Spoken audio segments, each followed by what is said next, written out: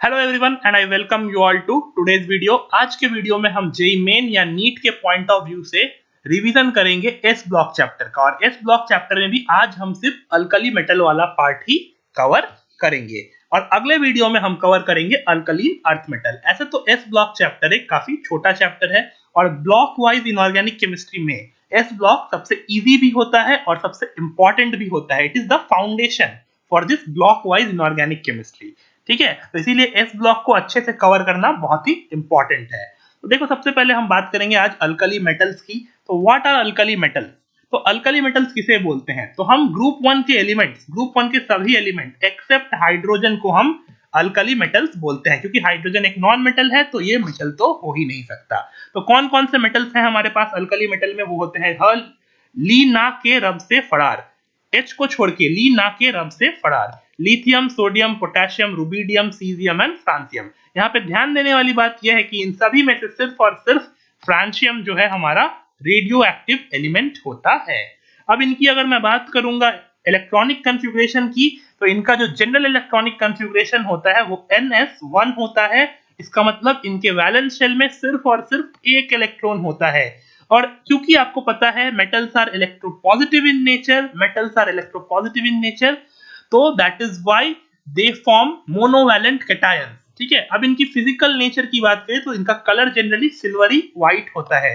They are all silvery white in nature and they are soft, malleable and ductile with metallic lustre. जैसा कि other metals की property होती है, इनकी भी प्रॉपर्टी वैसी ही होती है, बट एक छोटा सा डिफरेंस है जो आपको ध्यान देना है कि they are light and soft. Generally metals are hard and rigid, तो मेटल्स जनरली हार्ड होते हैं, but alkali metals are so soft that you can cut them even with a knife. ठीक है, तो ये अल्कली मेटल्स सॉफ्ट होते हैं। अब देखो, alkali metals are paramagnetic in nature. ये क्यों?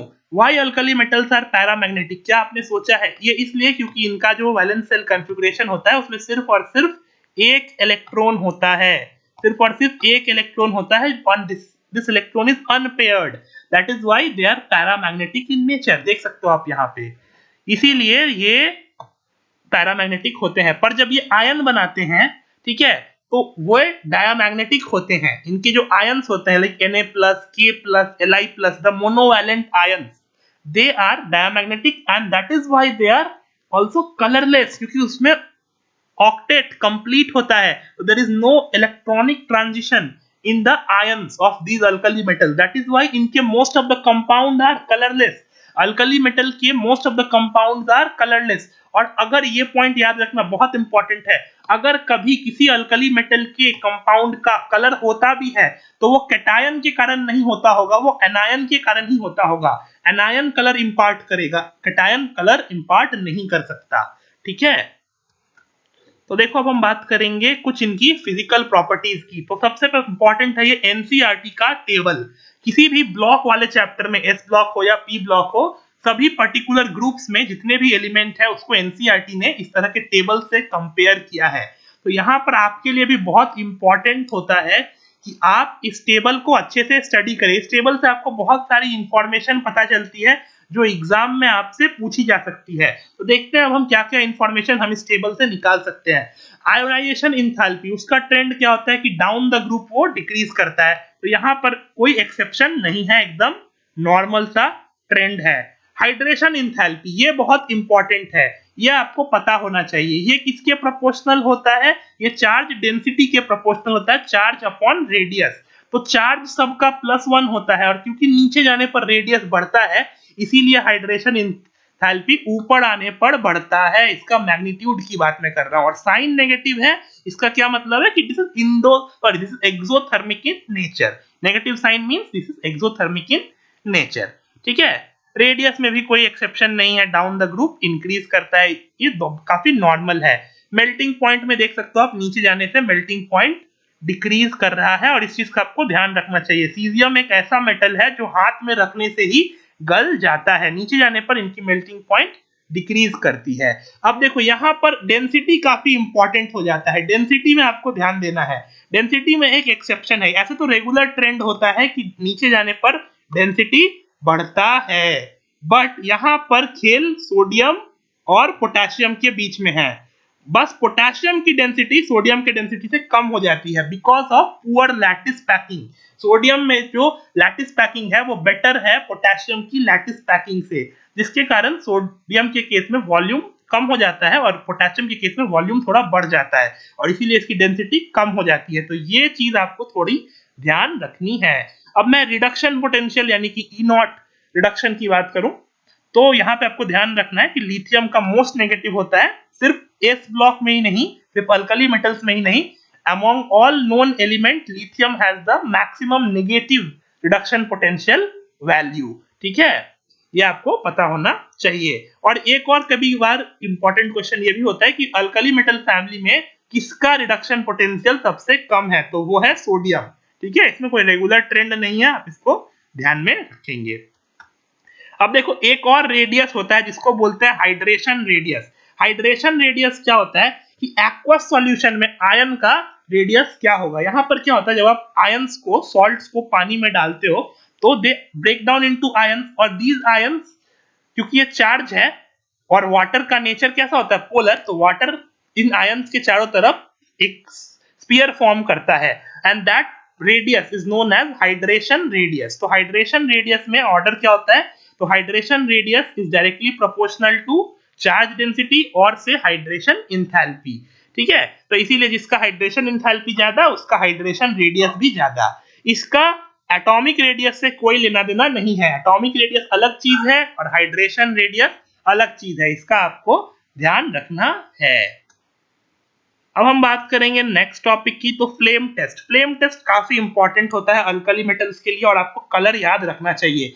देखो अल्कली मेटल में सारे के सारे अल्कली मेटल फ्लेम टेस्ट देते हैं और जब मैं आपको बताऊंगा अल्कलीन अर्थ मेटल तो वहां पे बताऊंगा कि बेरिलियम और मैग्नीशियम फ्लेम टेस्ट नहीं देता और बाकी तीनों देते हैं। तो यहाँ पर हम अल्कली मेटल की बात कर रहे हैं इसीलिए अल्कली मेटल पर ही फोकस करेंगे। तो इनके जो सॉल्ट्स हैं वो फ्लेम को एक कैरेक्टरिस्टिक कलर देते हैं और वो क्यों देते हैं ये आपको समझना होगा। देखो इनके आउटर मोस्ट सेल में सिर्फ और सिर्फ एक इलेक्ट्रॉन है, तो फ्लेम क्या है, एक सोर्स ऑफ एनर्जी है।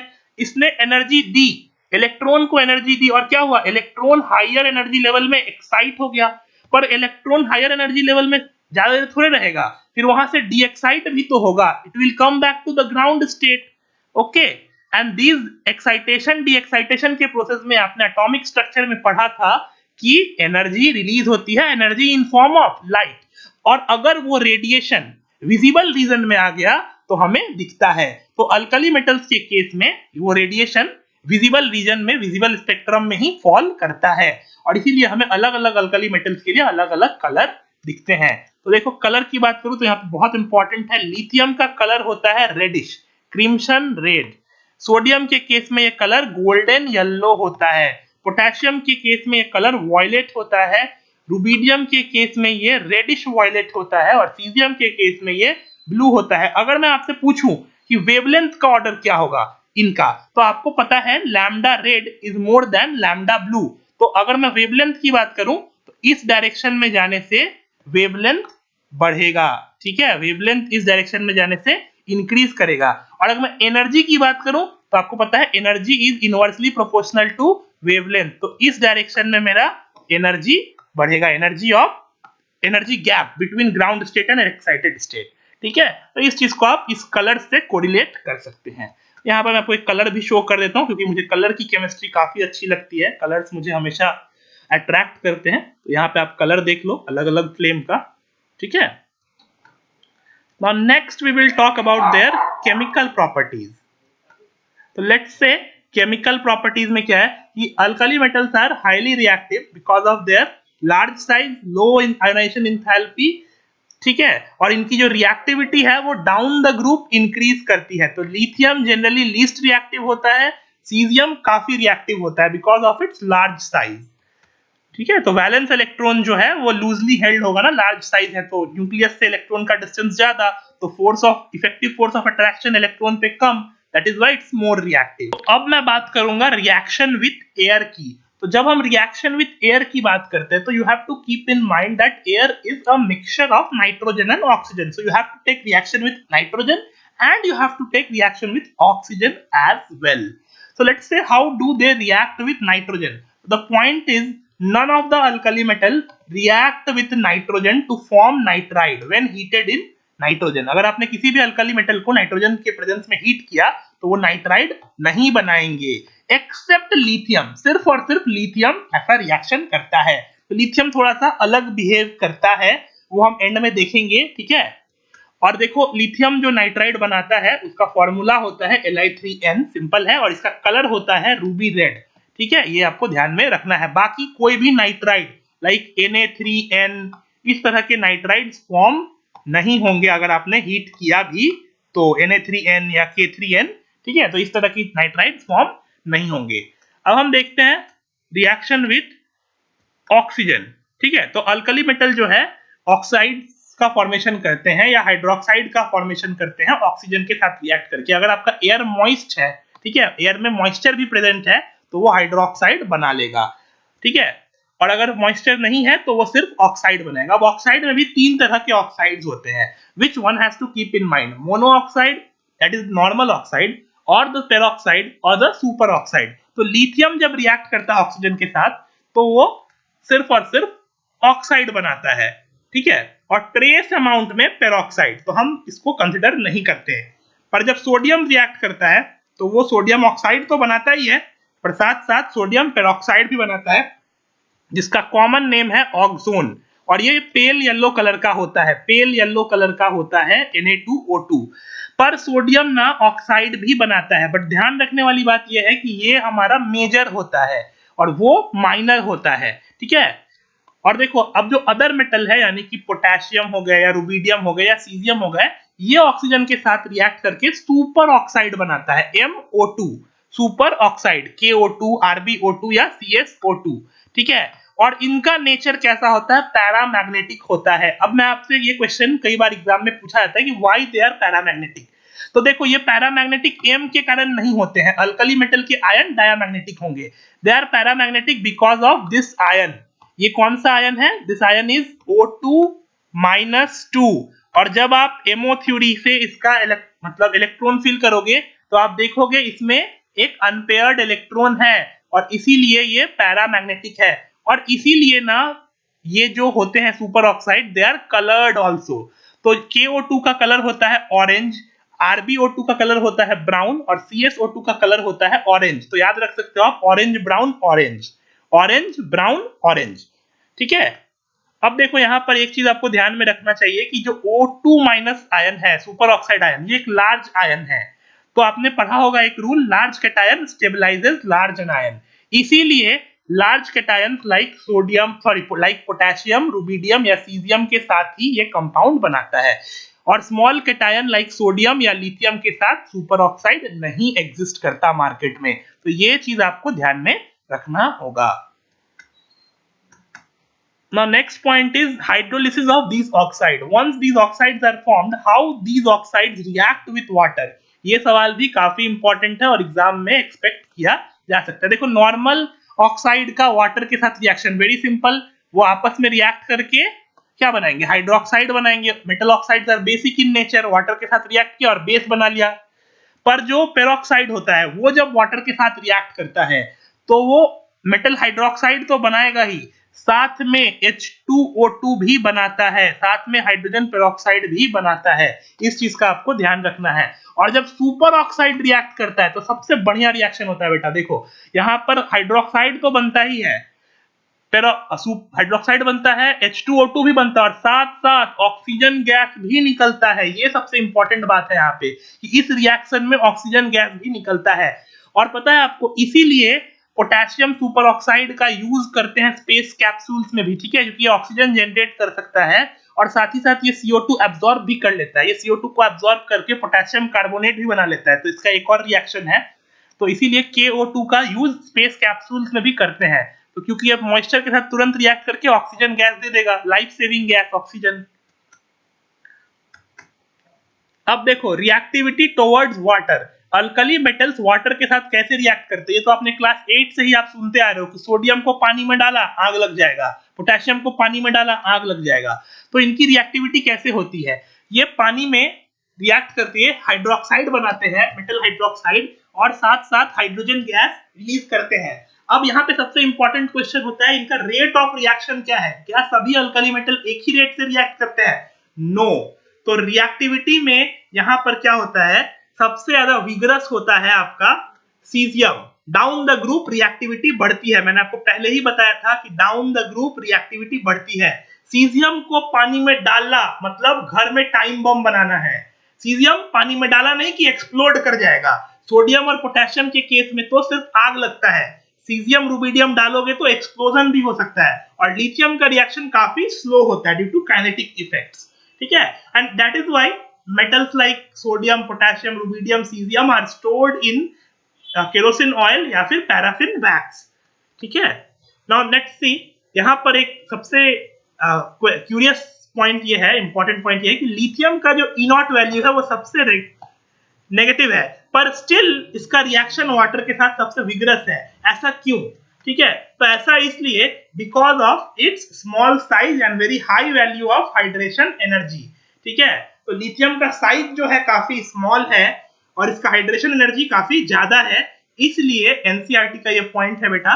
इसीलिए ऑल्दो इसका जो ई नॉट वैल्यू है वो सबसे ज्यादा नेगेटिव है, फिर भी ये वाटर के साथ सबसे लेस विगरस वे में रिएक्ट करता है because of its high charge density, ठीक है। Now let's see solution in liquid ammonia, ये भी एक बहुत इंपॉर्टेंट पॉइंट है। अल्कली मेटल्स जो है किसी भी प्रोटिक सॉल्वेंट, चाहे वाटर ही क्यों हो, अल्कोहल में भी अगर आप उनको डालो तो भी वो रिएक्ट कर सकते हैं। किसी भी ऐसा सॉल्वेंट जिसमें प्रोटॉन हो, H हो, हाइड्रोजन हो, उनके साथ वो जनरली रिएक्ट कर जाते हैं, ठीक है, जो कि वो हाइड्रोजन को डिस्प्लेस कर देता है। तो अमोनिया के में भी ऐसा ही कुछ होता है। जब आप अल्कली मेटल को अमोनिया में डिसॉल्व करते हो, स्टार्टिंग में वो एक डीप ब्लू सॉल्यूशन देता है।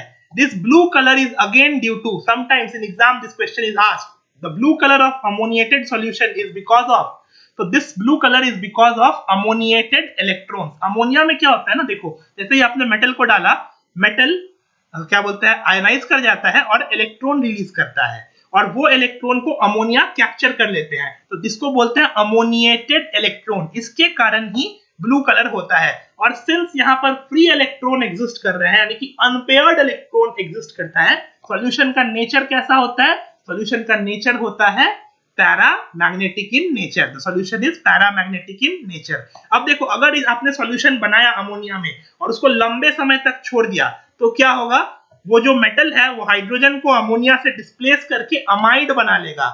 अमाइड मतलब NH2 आयन, ये ऑर्गेनिक वाला अमाइड नहीं है, NH2 माइनस आयन को अमाइड आयन बोलते हैं। जैसे सोडामाइट आपने सुना होगा, sodamide is a strong base, NaNH2 को सोडामाइट बोलते हैं।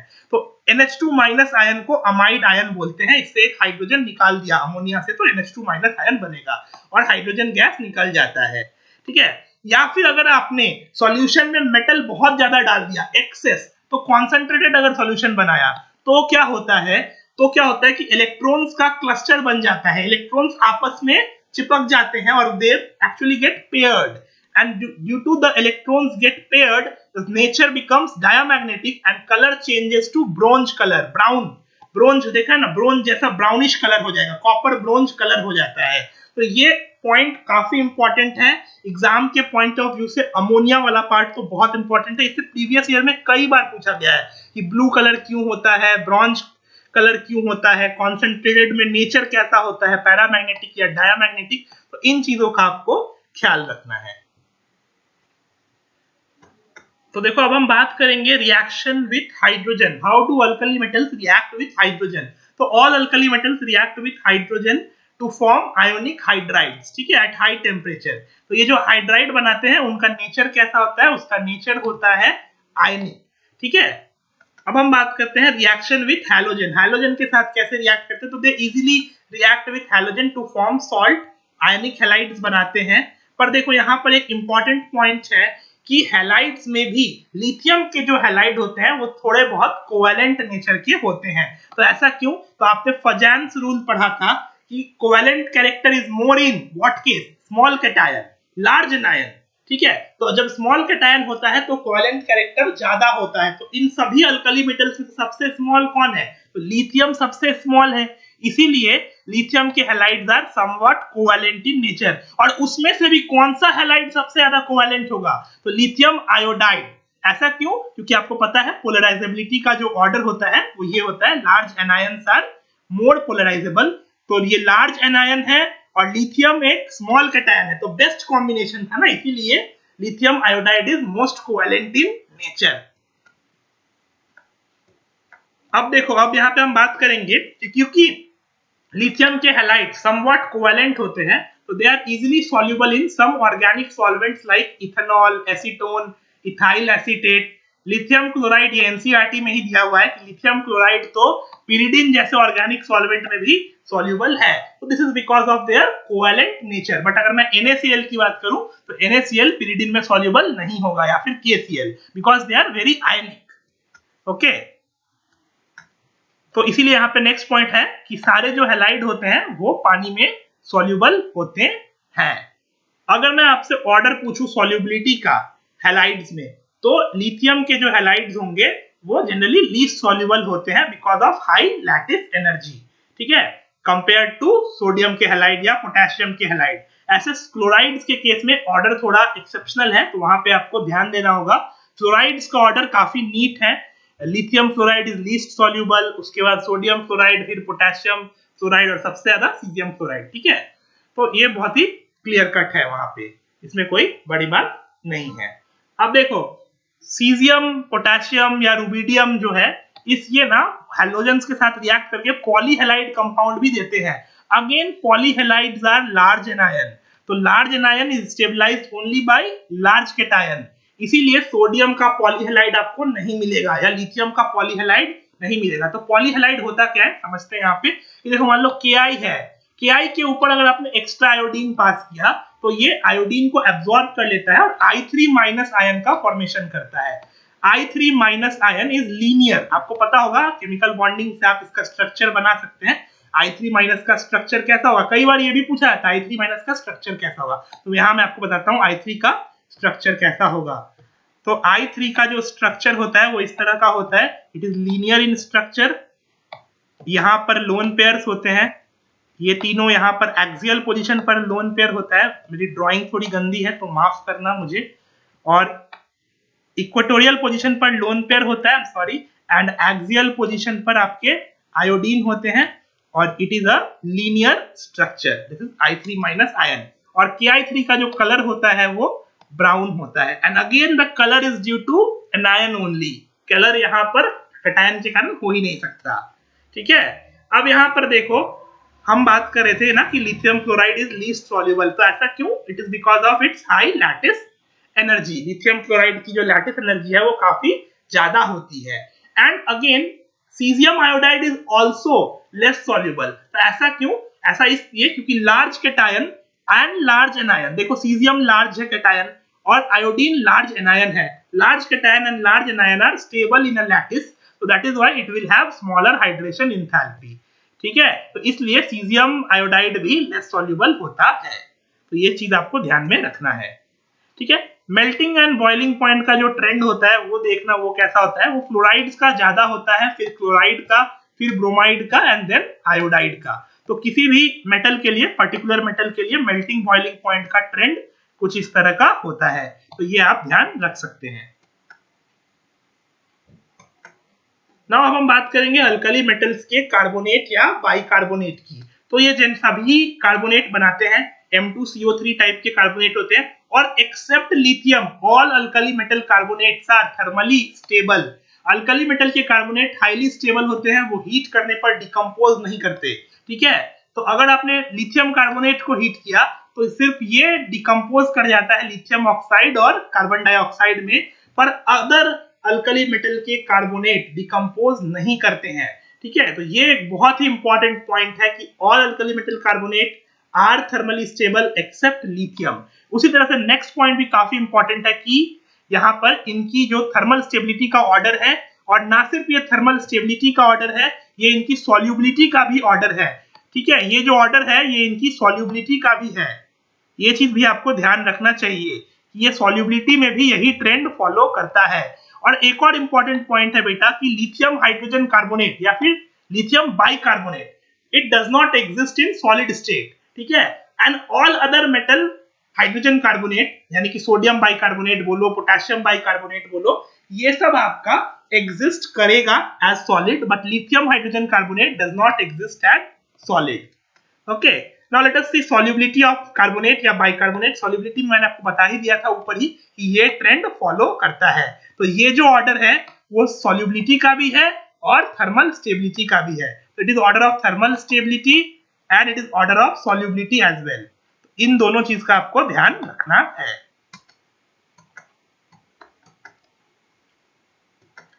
अब हम बात करेंगे अल्कली मेटल के नाइट्रेट्स की. तो यहाँ पे ये भी इंपॉर्टेंट है, नाइट्रेट्स भी अल्कली मेटल के काफी स्टेबल होते हैं लिथियम नाइट्रेट को छोड़ के. लिथियम नाइट्रेट को अगर आपने हीट किया तो वो metal oxide plus NO2 gas और O2 गैस में डिकम्पोज कर जाता है, ठीक है. पर अगर आपने अदर अल्कली मेटल्स के नाइट्रेट को हीट किया तो वो आपको मेटल नाइट्राइट और ऑक्सीजन गैस देते हैं. सिग्निफिकेंट डिफरेंस हियर इज कि NO2 गैस आपको नहीं मिलता और यहाँ पर ऑक्साइड बनता है, यहाँ पे नाइट्राइड बनता है. अब इसको डिफरेंस को समझो. देखो, अगर आपने लिथियम के नाइट्रेट को हीट किया तो आपको एक ब्राउन गैस मिलेगा. NO2 का कलर कैसा होता है? NO2 का कलर होता है ब्राउन, तो you will get a brown gas. पर अगर आपने सोडियम, पोटेशियम या अदर किसी अल्कली मेटल के नाइट्रेट को हीट किया तो you will not get a brown gas. तो this is a very important point of difference और ये आपको पता होना चाहिए, ठीक है. नाउ नेक्स्ट पॉइंट कि anomalous properties of lithium. Lithium क्यों ऐसा अलग बिहेव करता है? तो this is because of diagonal relationship. Lithium और मैग्नीशियम का साइज काफी सेम है, उनकी जो चार्ज डेंसिटी है वो भी कुछ हद तक सिमिलर हो जाती है. इसीलिए लिथियम और मैग्नीशियम काफी सिमिलर प्रॉपर्टी शो करते हैं. तो लिथियम यहाँ होता है ना, लिथियम, और मैग्नीशियम यहाँ होता है ग्रुप 2 में. तो लिथियम और मैग्नीशियम इस तरह से डायगोनल रिलेशनशिप शो करते हैं. उसी तरह से बेरिलियम और एल्युमिनियम भी डायगोनल रिलेशनशिप शो करते हैं. तो देखो, दोनों ही नाइट्राइड बनाते हैं डायरेक्ट कॉम्बिनेशन ऑफ नाइट्रोजन के साथ. उसी तरह से इनके जो ऑक्साइड है जब ऑक्सीजन के साथ रिएक्ट करते हैं तो ही फॉर्म होता है. You don't get any super oxide या पेरोक्साइड, ठीक है. उसी तरह से इनके जो क्लोराइड हैं वो डेलुकिसेंट होते हैं और क्रिस्टलाइज करते हैं with in form of hydrate. Generally alkali metal के सॉल्ट हाइड्रेट नहीं बनाते. आप बहुत रेयरली देखोगे कि NaCl.XH2O इस तरह का फॉर्मेशन होगा, बट लिथियम के हैलाइड्स हाइड्रेट बनाते हैं और लिथियम क्लोराइड .2H2O एग्जिस्ट करता है. उसी तरह से मैग्नीशियम क्लोराइड .8H2O एग्जिस्ट करता है. तो जो भी सॉल्ट जनरली कोवैलेंट नेचर का होता है वही हाइड्रेट्स फॉर्म करता है, ठीक है. उसी तरह से लिथियम और मैग्नीशियम के कार्बोनेट भी इजीली डिकम्पोज कर जाते हैं, giving their oxide and CO2 gas, whereas other alkali metal carbonate they don't decompose, they are thermally stable. हमने देखा था, राइट.